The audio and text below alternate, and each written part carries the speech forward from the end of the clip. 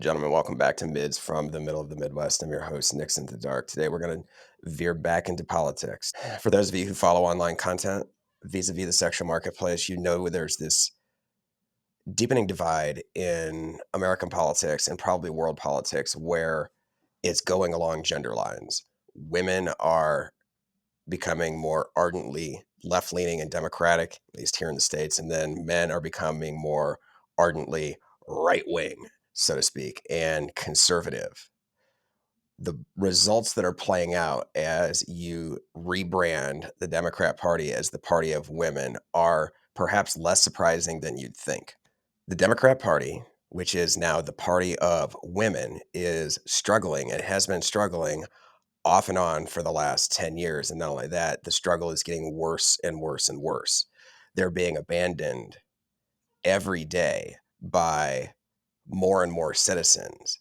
And this seems strange because all it is men on one side and women on the other side. Why is it so difficult for women to retain a grasp on their side of the issues, the aisle, the social order that defines American society and American politics? Why would it be so difficult for them to stay competitive with the Republican Party? Even women are fleeing the Democrat Party. Why is this? A lot of political analysts will talk about issues. They'll talk about how they're wrong on immigration. They have no answers for the economy. They have no answers for the student debt crisis or how to handle Wall Street or crime or any number of these things. Those are all probably true. But here we talk about intersexual dynamics, and there's a much more fundamental reason why women are losing in the marketplace of ideas and having to resort to violence to stay relevant politically. This is happening because the Democrat Party, which is now the party of women, is organized the way women organize things. Men are hierarchical. They have a barrier to entry that once it's met, you're generally welcome. You have to perform, but you are not just excommunicated for no reason at all. And you don't have to put up with a ton of Machiavellian cutthroat social maneuvering if you don't want to. That will happen at the upper echelons of any power structure, but men can be part of an organization, find themselves somewhere in a hierarchy and be content and know their role and perform it. Women do not believe in hierarchies. This is based on their genetic wiring, and it happens to work really well in the domestic sphere, whether you like it or not. But women don't suddenly become hierarchical when they take the reins of power of any given organization. Women welcome everyone. You're all welcome. I mean, if you look at the modern Democrat Party, it's like this effort to go out of your way to make every single person feel included. The word inclusiveness came around and became a core value of the Democrat Party when women took over. Women include, but women also alienate. This is this distinction between public and private behavior, between what's happening on the surface and below the surface.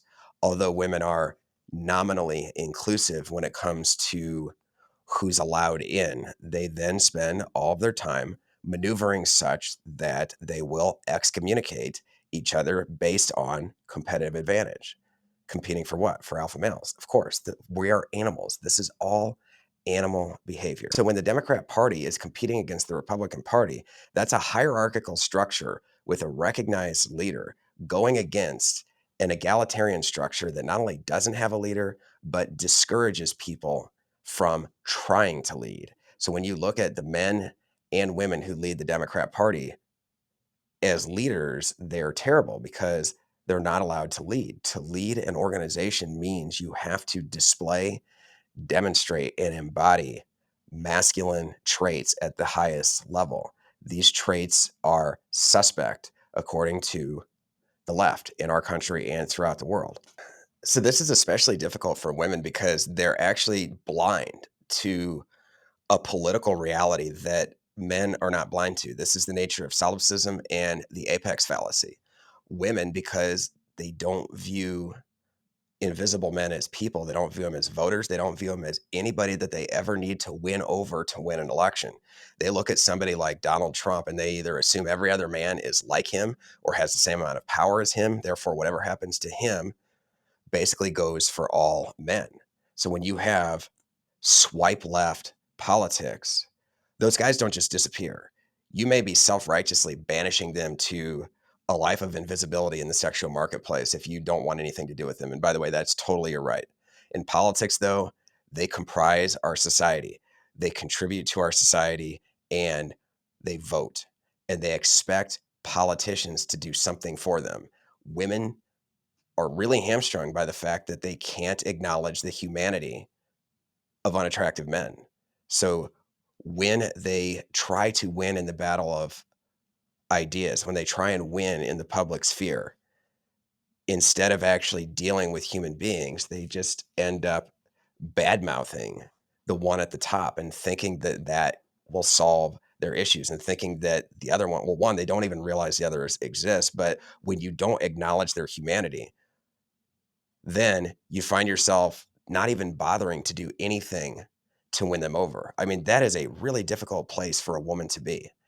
Hi, I'm a female politician, and even though I find you fucking repulsive, I look past you on the bus or the train, I walk right by you and never notice you, or I have to hope that you won't pay any attention to me. Now I have to talk to you like I care about the issues that are impacting you, even though in my soul I am disgusted with you. Women can't do that on a mass scale. We are finding out each day we move in through this brave new world that we're living in, that women are simply not equipped to address the issues of everyone in society. They practice exclusion under the name of inclusion, and then they wonder why they're stuck with fewer and fewer people supporting them. And then, of course, because women are never wrong, anybody who leaves their party or who wanders off or decides that they've had enough, well, it's their fault. That's also another part of how women behave, how women react to the world around them. They do not take responsibility. So when you don't take responsibility, when you do not acknowledge the humanity of the entire voting populace, and when you compete in a cutthroat exclusionary fashion with other women, of course you can't build a coalition. You can't build a coalition of anything.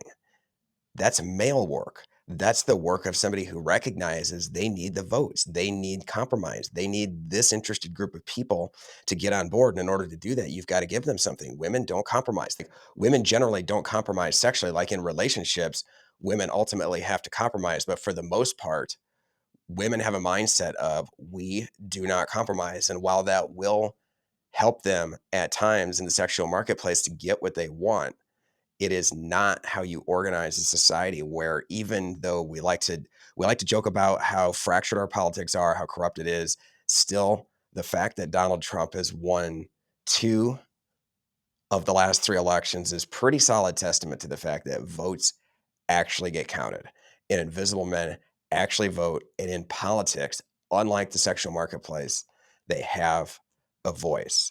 Women will continue to fail so long as they remain in charge because they simply cannot account for the whole range of the members of our society. Thanks for listening. Like, subscribe, and final thought. So ask yourself, if you're observing politics and culture, what's the pitch that Democrats are offering anybody? I don't do deep research into elections or anything like that, but I strongly suspect that wherever Democrats are actually winning elections these days, they're winning it by staying away from all of these hot button issues that women go crazy for. They're staying away from health care for illegal immigrants. They're staying away from abolish ICE. And they're more than likely adopting issue stances that are pretty common sense and ones the Democrats used to have, like strong firm immigration policy or other things that, I don't know, men might find appealing. This is really strange, though. What it means is that the only people left that the Democrats have yet to alienate or who may be interested in joining their party are that really, really dangerous demographic of angry, lonely, violent men who are littering our landscape with bullets. Doesn't it seem strange that in 2025, you could not, off the top of your head, think of who it is that the Democrats are recruiting, except for people who have some very unique gender identity issues and are militantly in favor of gunning down people who disagree with them? Good luck, guys. Take care.